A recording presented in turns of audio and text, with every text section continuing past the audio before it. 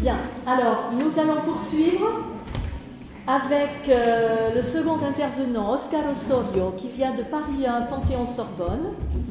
Et nous allons nous interroger à savoir, le Pérou est-il indigène?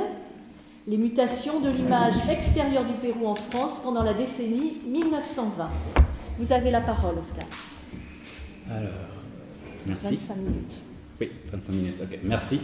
Je tiens à remercier tous les organisateurs de cette conférence, notamment Madame Isabelle Toussaint.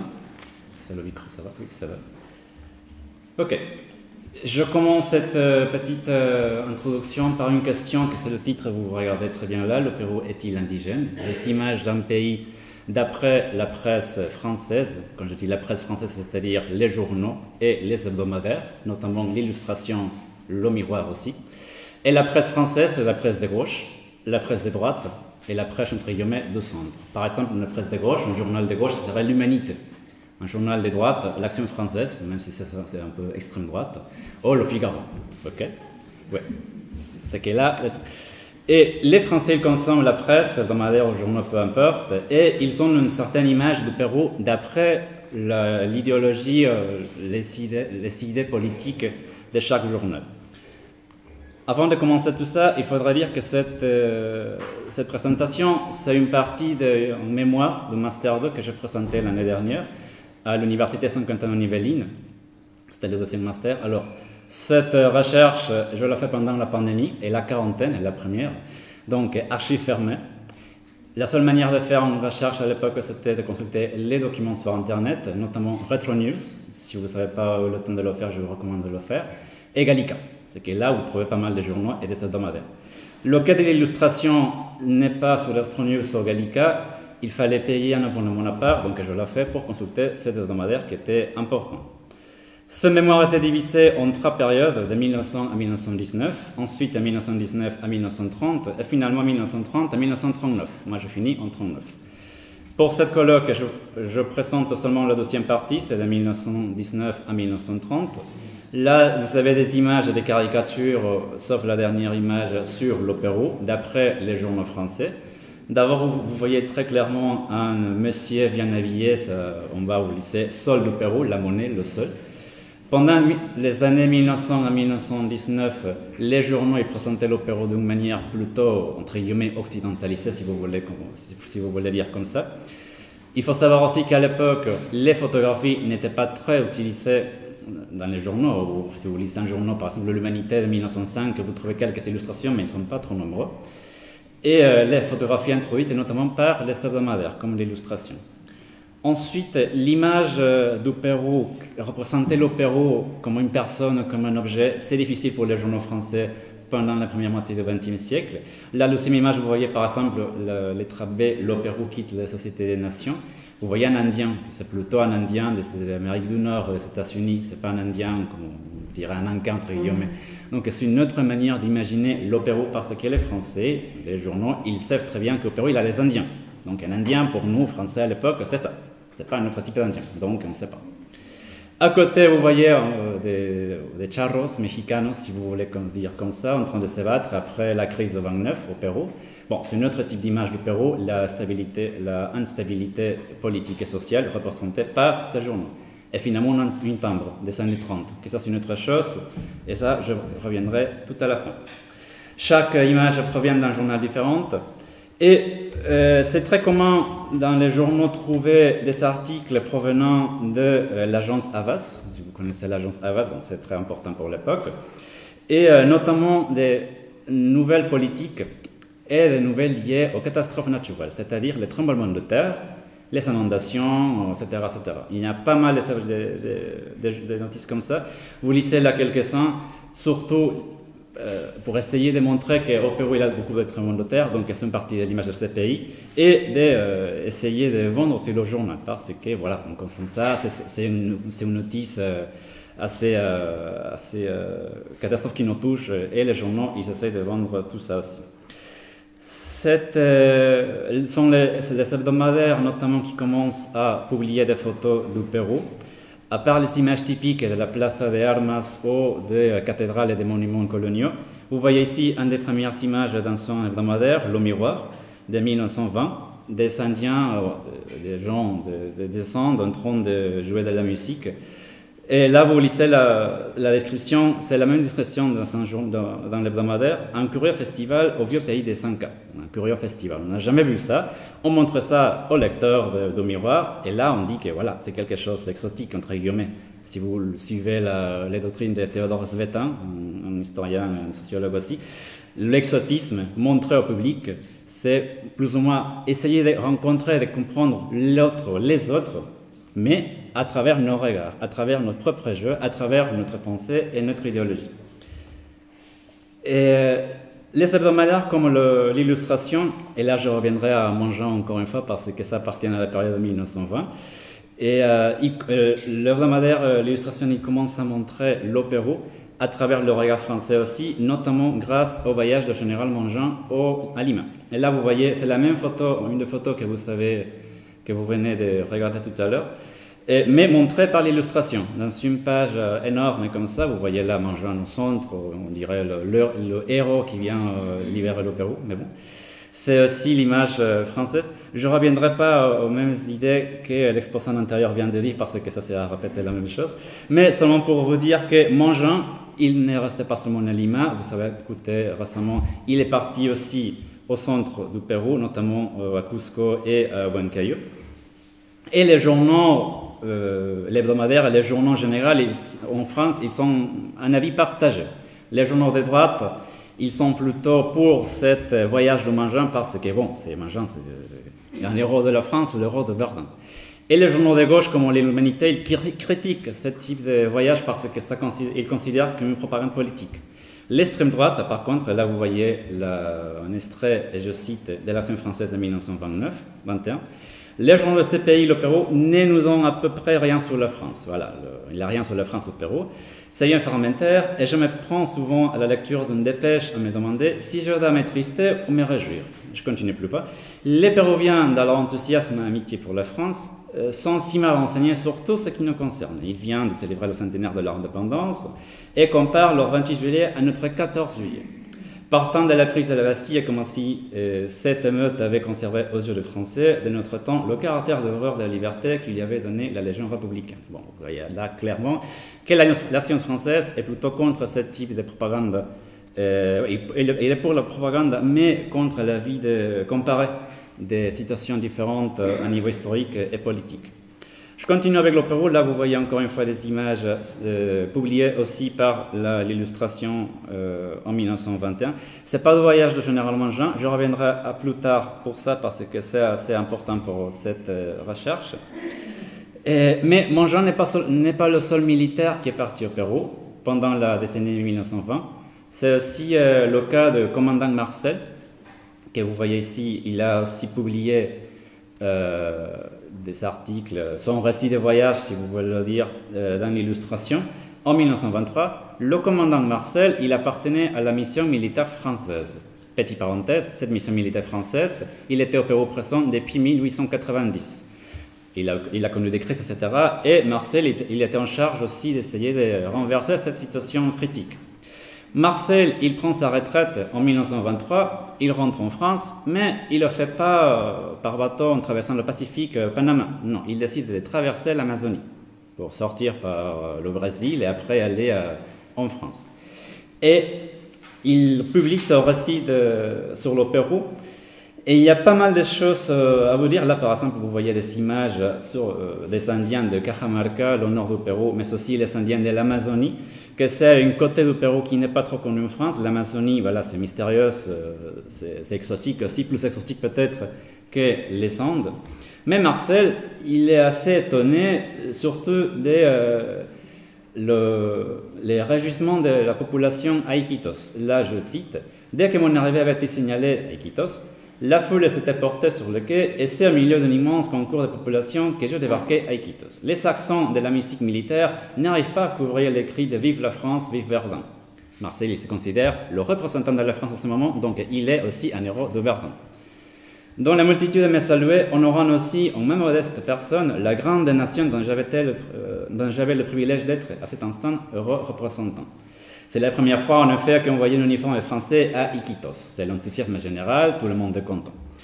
Marcel, par contre, il continue son voyage, il entre dans les espaces pas trop connus de la forêt, il rencontre des Indiens cannibales, entre guillemets, et aussi d'autres Indiens qui ne sont pas cannibales, mais quand même, il est étonné de les rencontrer. Et il écrit, lors d'une cérémonie dans l'obscurité pendant la nuit, à la lueur des torches des racines, l'aspect de tous ces corps nus, ruisselant de sueur et agité de mouvements presque spasmodiques, dont un spectateur étrangement surpris l'illustration d'une véritable vision d'enfer. Donc il ne sait pas trop quoi dire, il pense que c'est l'enfer. Et les cris stridents des femmes, ponctués par les coups sourds de mangare, c'est un instrument de musique qui fait du son, une percussion. Résonner encore dans l'immensité de la forêt où, par les nuits obscures, les insolentes lucioles semblent les âmes errantes des blondes amazones aujourd'hui disparues. Je reste avec cette dernière phrase. Pour lui, l'Amazonie, ce sont les habitants de l'Amazonie, ce sont les Amazones et les femmes blondes de la Grèce antique qui, voilà, ils sont là, l'idéal, on va dire. Mais ce qu'il trouve, c'est ça. Publié aussi par l'illustration et montré au public français, les Indiens, les enfants, etc., qui sont nus, les femmes, qui dansent avec les cris stridentes que Marcel ne pensait pas trouver au milieu de la forêt nulle part.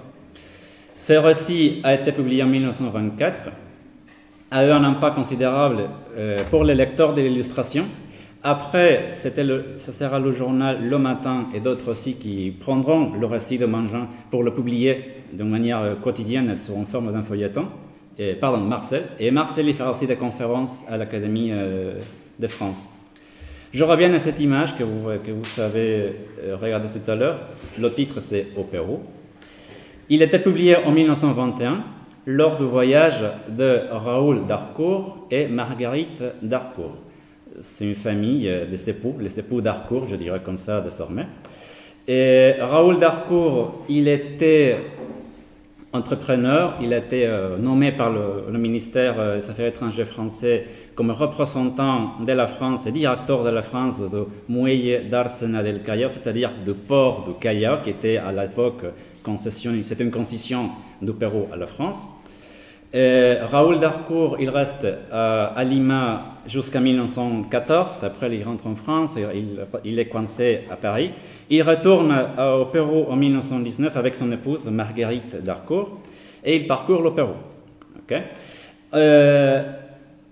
Qu'est-ce qu'il essaye de trouver, Raoul d'Harcourt et Marguerite d'Harcourt? Là, il se pose une question, l'illustration le montre aussi au lecteur.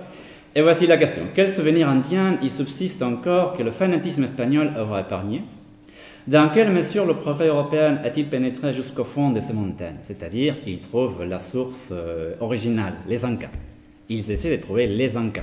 C'est ça qu'ils veulent voir. Pas les Espagnols, pas le métissage, les Incas. Okay? Ils publient des photos, etc. Là, vous voyez quelques photos publiées aussi dans l'illustration. Je continue un petit peu avec le récit de Raoul d'Harcourt, parce que quand même, il est un peu déçu. Et là, vous lisez ici, quelques Indiens courbés en poncho, éclatants, portent sur leurs dos d'énormes charges, marchant à petits pas pressés. Tout à coup résonne une sonnerie de criards, connue de nos oreilles, bien que l'absence de coup de langue la déforme étrangement.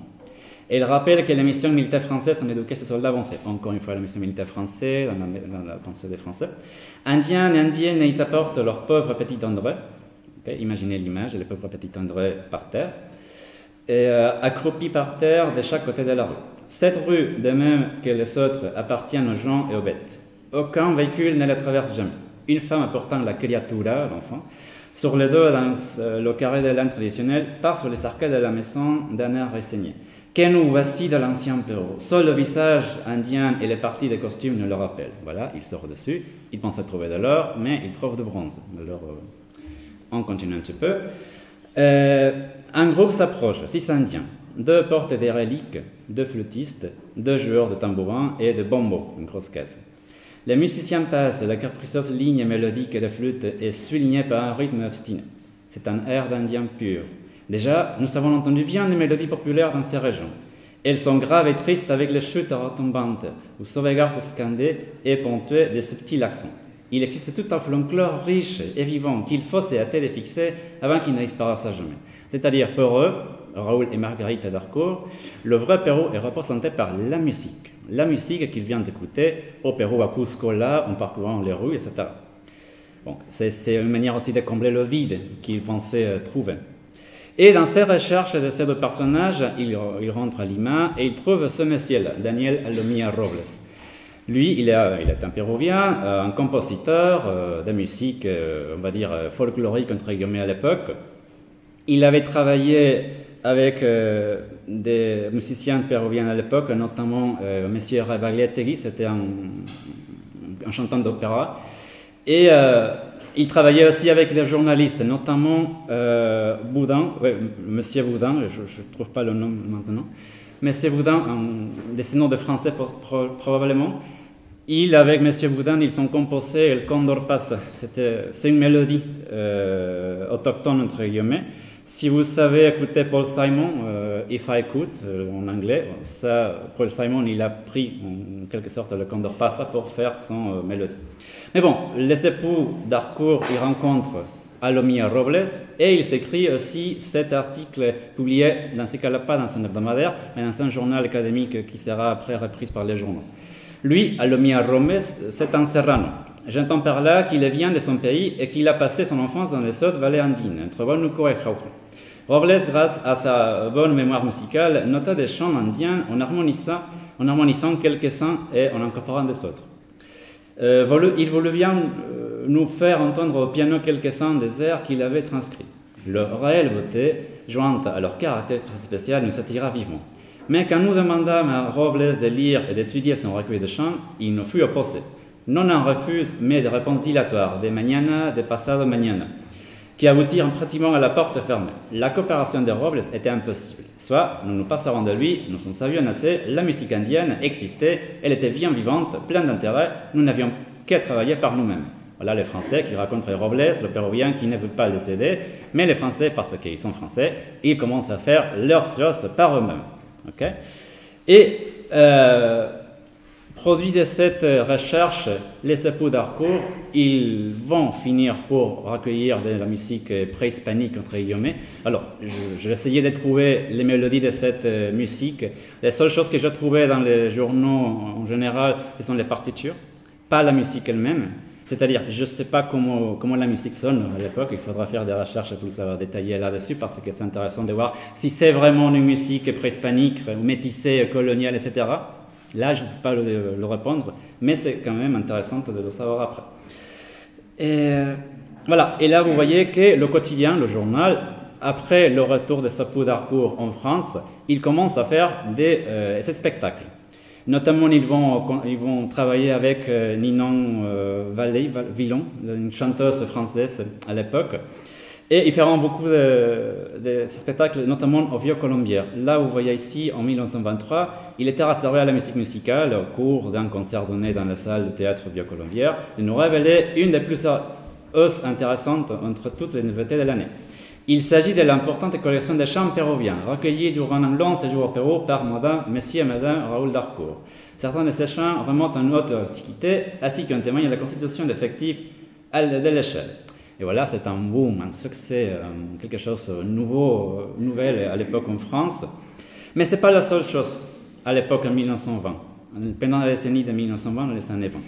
Nous trouvons aussi la vente des objets préhispaniques archéologiques, notamment à l'hôtel Drouot. C'était travaillé par Madame Vaudry, et dans un livre publié, ça fait quelque temps. Et ces objets vendus à partir de 1925-24, ils connaissent un boom en 1927 et 28. Là, vous voyez justement une de ces publications concernant ces objets de vente. Et lors des ventes des objets à l'hôtel Drouot, chaque journal, il commence à publier des choses sur les objets qui apparaissent là, et les personnages qui sont les acheteurs. Par exemple, le journal du 4 juillet 1927, il commente « Après l'art nègre, on s'appassionne maintenant pour l'art précolombien. Des poteries provenant de l'Amérique du Sud, on était très disputés. » Là, je ne l'ai pas mis, mais un des acheteurs de ces objets était notamment le poète André Breton. Pas seulement des poètes, mais aussi des institutions, des musées en France. Je pense au musée de Trocadéro, je pense au musée aussi parfois du Louvre. Je continue un petit peu. À la même époque, en 1928 déjà, que c'est l'époque dans laquelle les ventes des objets péruviens préhispaniques sont en vogue, les conférences sur la musique préhispanique des Expos d'Arco et les spectacles sur la musique préhispanique, c'est assez, pas quotidien, mais assez souvent en 1928. Le musée d'art décoratif, ils font un exposé sur les objets de l'Amérique ancienne. Et là, vous voyez notamment des conférences concernant cette activité culturelle qui est massifiée, qui est montrée par les journaux à l'époque. Je continue un peu. Encore une fois, des extraits des journaux. Je lis par exemple Excelsior, le 15 juillet 1928, publié aussi chez Louvre. Présentation de quelques pièces de musique du Pérou, la Bolivie et l'Argentine à 20h30 sur la Tour Eiffel, la radio. Chanteuse, Madame Elsie Houston. C'est-à-dire, encore une fois, la décennie de 1920, au moins la deuxième moitié des années 20, c'est caractérisé par la présentation du Pérou d'une manière constante. Cette image du Pérou indien liée à la musique préhispanique, à l'Amazonie, etc., contraste avec la réaction de la colonie péruvienne installée à Lima, notamment par des représentants comme ici l'écrivain Ventura García Calderón, fils d'un ancien président du Pérou. Lui, il n'est pas trop d'accord avec cette nouvelle image du Pérou indien et de l'Amazonie. Il écrit notamment au Paris Soir « Méfiez-vous, le Pérou est un contrée de songes où l'on peut placer tout ce que l'on veut. Sur les quais de la Seine, vous trouverez de ces livres attendrissants à la couverture romantique datés du siècle dernier qui se nommaient déjà Le Péruvien à Paris ou Les Lettres d'une Péruvienne. C'est-à-dire pour lui, Les Péruviens à Paris de 1801 et Les Lettres d'une Péruvienne du XVIIIe siècle, un livre publié par une femme concernant l'illustration de cette révolution, surtout liée à la mode. Pour lui, pour Ventura García Calderón, ce sont les vrais Péruviens qui devraient être montrés par l'État et par les Péruviens. Bon, on y voit un indien décoratif sur ce livre. Puis, dans une salle d'opérette, vous pourrez admirer ma petite compatriote, Madame Periccioli. Pensez à Prosper Mérimée et La carrosse de Saint-Sacrement, aussi publié en 1829. Et pour lui, encore une fois, c'est la Lima coloniale, la Lima de la période espagnole, la Lima du XIXe siècle qui devrait être le vrai Pérou, pas l'autre Pérou qui est en train de se former, en quelque sorte. Je continue un peu. Le Pérou, c'était plutôt le jeune poète romantique qui a imprimé ici cette admirable plante. C'était Flora Tristan, la nièce du dernier vice-roi, venue en France. Aujourd'hui, il vous arrive de trouver dans les salons de paix un Indien mal dégrossi qui distribue ses cartes de visite comme des prospectus. Vient-il de Lima, la ville à toutes les élégances? Non. Il arrive des bords du lac Titicaca. Je vous conseille de vous méfier. Il vous faut un guide parmi ces salons fermés où l'on garde des traditions péruviennes et de courtoisie et d'esprit, où la France a toujours la première place, où les femmes sont jolies traditionnellement. Voilà une relation conservatrice contrastée avec l'évolution du Pérou à l'époque. Pour en finir, parce que je pense que c'est déjà l'heure, en 1924, au Théâtre des Champs-Élysées est organisée une semaine de l'Amérique latine. Là, je vous présente le programme. C'est assez paradigmatique et paradoxal. Ici, vous allez voir dans la première journée le concert de musique d'Amérique du Sud. À l'intérieur, vous allez trouver les musiques compilées, recueillies par les époux d'Harcourt. Mais dans la troisième journée, vous trouvez la carrosse de Saint-Sacrement, de Prosper Mérimée, c'est-à-dire la version traditionnelle de Ventura García Calderón d'un côté, et d'un autre côté, mais en première page, si vous voulez, en première journée, la musique préhispanique, c'est ce qui attire beaucoup les Français à l'époque. Je vous remercie beaucoup.